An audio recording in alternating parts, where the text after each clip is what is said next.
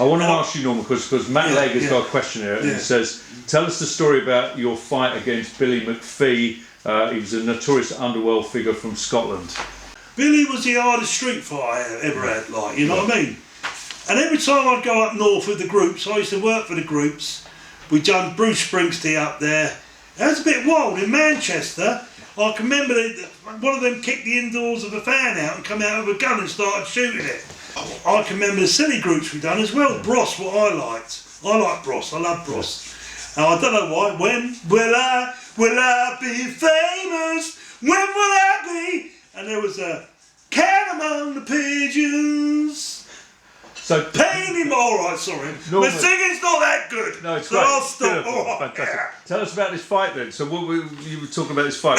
Billy McPhee. I didn't know how many Billy McPhees there was. Really? There was one up in Scotland. So you fought a few. And there was one down in Manchester. Yeah. Well, yeah, the one from Manchester. I give him a good. I put his neck in there. It discolorated his neck. Right. And put it in. You know what I mean? Yeah. The man couldn't fucking walk away. He was finished. But they were going to kill me. He had a firm in Manchester. Up in Scotland, like I wasn't welcome up there anymore as well. Yeah. He was fucking dangerous. He already killed 7 people. Like I see a documentary on him. Yeah. He was dangerous. It didn't bother him. These are the people averagely in a week or every month I was fighting. Like, you know what I mean? So can I ask? There's a question here. Did you start with bare knuckle fights? Was that your thing? Did you have a load of bare knuckle fights? Yeah, my dad. I said to Lee when they wrote the book, Lee kept phoning me at 3 o'clock in the morning and saying, Norman, that fight you had, I've done a few phone calls like, you knocked 5 people out. You didn't knock the 6th one out because you keep telling me it was Big Ricky, a big bodybuilder from Milton Keynes that knocked him out. I said, but the bloke's parents kept saying it was me that knocked. I knocked all 6 of them out. Right. He said, I'll verify that. Yeah, I've done my homework. That's right. He said, McPhee, I've done my homework. Yeah. He said, fucking 2 of them, right?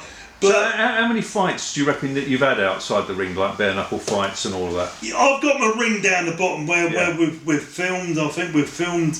When the last sparring match, what I'm proud of with Matt Legg. Yes. That's on YouTube. Yes, I saw that. And it was held, you know what I mean? It was held down there. I'd gone a few rounds. Yeah. I went, that's the fight what finished me off. Yeah. But he had already been up north and had a sparring session with Tyson Fury, what is probably one of the greatest boxers in the world. Absolutely, yes. And he felt a bit embarrassed because he couldn't lay a punch on him. And he said that's the only boxer I ever had trouble with, Tyson Fury. So you thought he took it out on you? So he come down here and he was a bit quiet, generally talking. I've gone a few rounds with the other boys.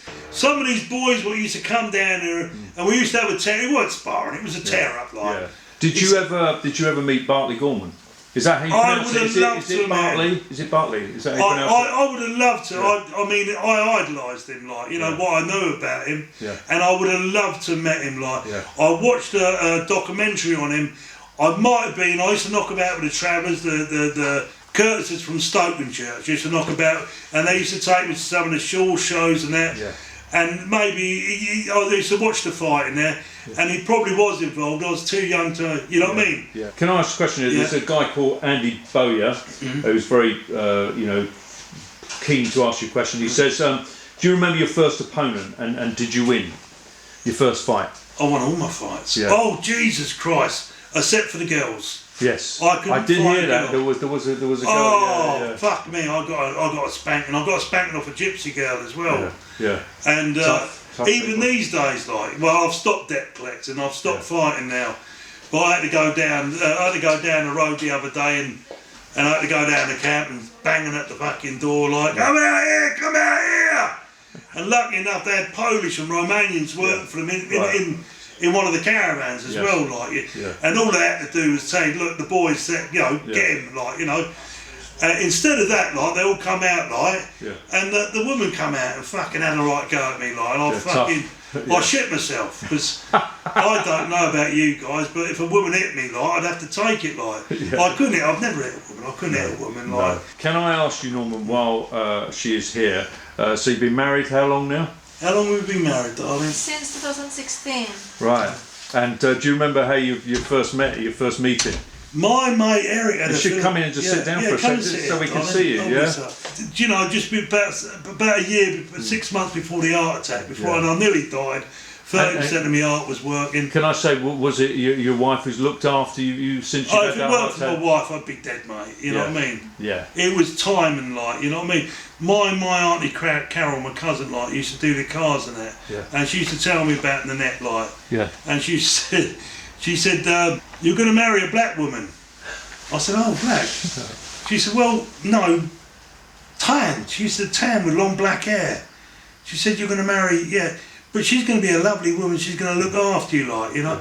So what does she mean to you, Norman? My wife? Yeah. My wife has kept me alive, you know what I mean? She's kept the family together, like, you know what I mean? But I saw her long black, I've never seen anyone as pretty as in my life. Yeah. And I said, Jesus Christ, the long black hair, the dark complexion, it's her! I thought that's the one my cousin was telling me about. And it's crazy, like, you know what I mean? Sometimes maybe the spirits are saying, you've had a shitty life, but this woman's going to look after you, like. Fantastic. And I fell in love with her straight away. Yeah. And I'm difficult to live with, like. I'm no angel, I get into arguments, I'm sorry. Things I've done in the past, I've been in fights, I've had to hurt people. Yeah. People have got families. I'm sorry, personally sorry to them. I'm personally sorry to their families. I'm upset. Even in Facebook, if I upset anyone on Facebook, you get your haters, like, you know what I mean? If I've done anything or said anything to hate you or dislike you, I'm sorry, like. I generally don't, because I have trouble reading what the haters say, so, you know what I mean? So did she nursed you through your heart attack? Oh yeah, she kept me alive. If it weren't for her, I would have been dead, like, 30%. 30% of my heart was working. Yeah. The rest of it was dead. You all right now? You're okay? Yeah, no. What they said within the heart, what died, the cells can replace themselves. Yeah. So it's a smaller heart, but it's working well. So have you got any ambitions left to fight? Will you fight again? Do you think? I can't fight again, right? Yeah. Yes. And who wins? Who wins out of the two of you? Yeah. She's in charge. Yeah. I've always lost the women. They've always. It's embarrassing, right? Especially down the gypsy camp. Like when a fucking woman, they've got about half a dozen workers, like, and the old man's come out with the sun's light, and the woman's giving me a fucking good right telling off, right, and shouting and screaming. You got to walk off. Yeah. And you ground at them, and they're laughing. They're looking at their wife like, thinking we don't have to do fuck all, mate. You know, you would have come down here, mate. Our wives would come out and slaughter you. Yeah. So I've had that a few times. You know what I mean? And I've also had in rows when I've lost it all together. Yeah. A little lady coming up, especially the policewomen when they come up, like, and they had 5 police cars outside, and a little policewoman's come up and, you know, grabbed my hands and said, "Look, I have to handcuff you." I said, "But, you know," I ain't done nothing. They said, "We've had you know, that you threatened to kill someone." I said, "But I get them all the time, like." I said, "I'll come to the police car." I said, don't handcuff me until I get in the police car. And when she's got me handcuffed, they've all come from fucking behind the car and the wagon and everything. To wind this up further, so how do you want to be remembered, Norman? Mate, being a decent man, being able to apologise to people I've upset, to say sorry to people you know what I mean? I've not been as bad as I think I've been, like, you know what I mean? Yeah, I've had a few bullets out in the past. I mean, towards the end of the raves, Back to the Future, Outer Scouter, and one thing I can remember, having Eric, they give us a quad bike, but it was a free-wheeler on the day, like, and I can remember having Eric on the back, like, on the seat. He was my mate. We used to do all the raves together, and we'd be fucking going through all these ravers, like, and then at the end of the night they'd be pulling faces at you, like, oh, that's it. If I've got any haters, I've got something to say to you.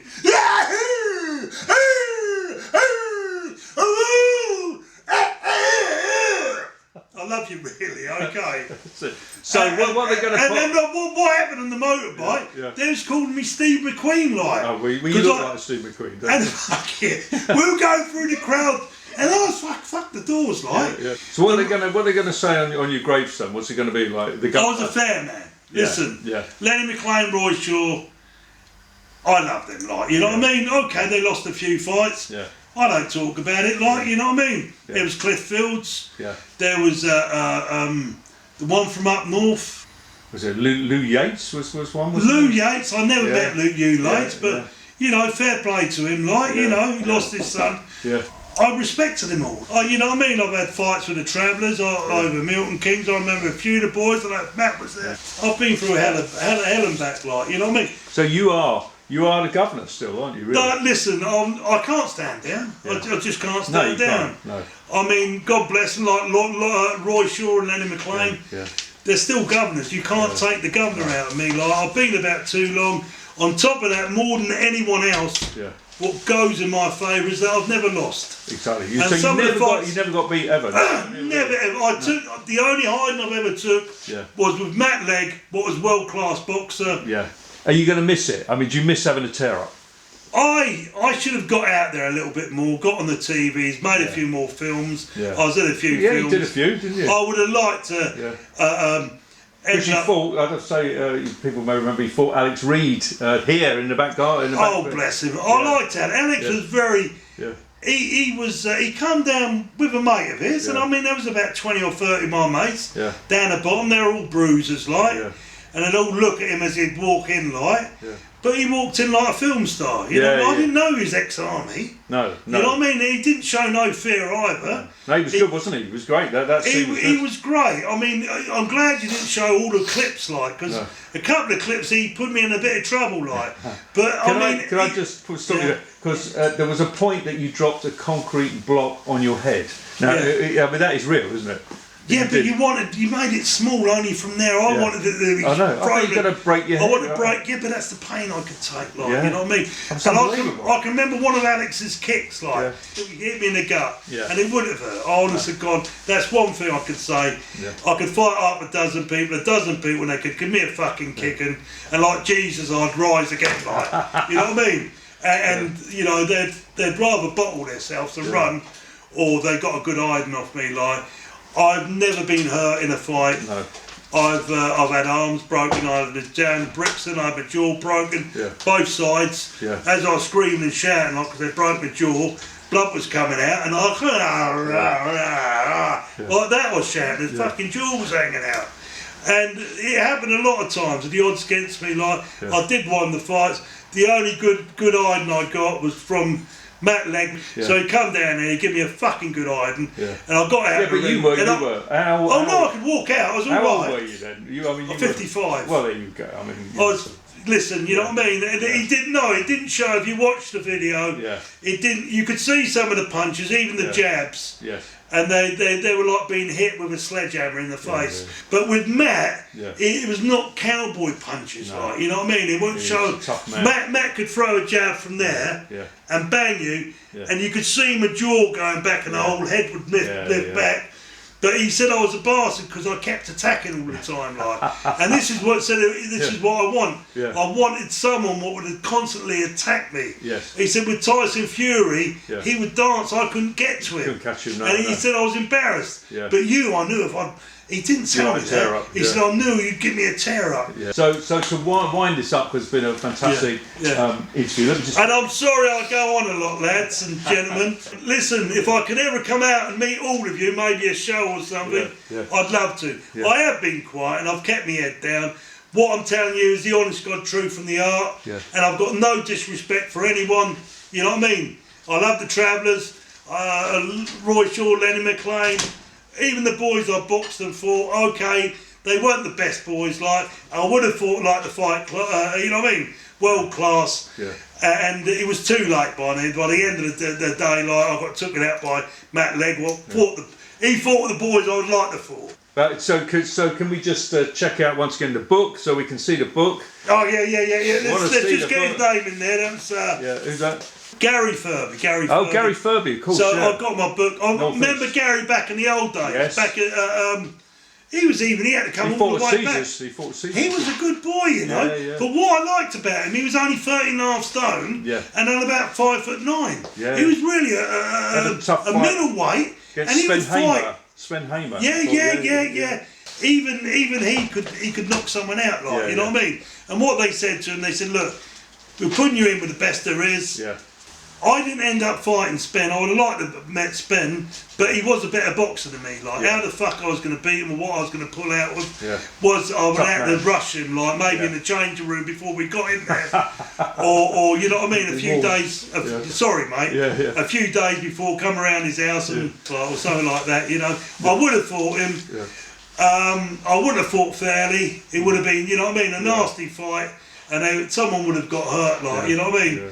I would have walked out the ring like, and it wouldn't have been good. Like, you know, I might have got time or something like that. But the man was a good boxer. He was good with these. He fought our man here with Hammer. Was it Hammer? Hamer. Sven Hamer.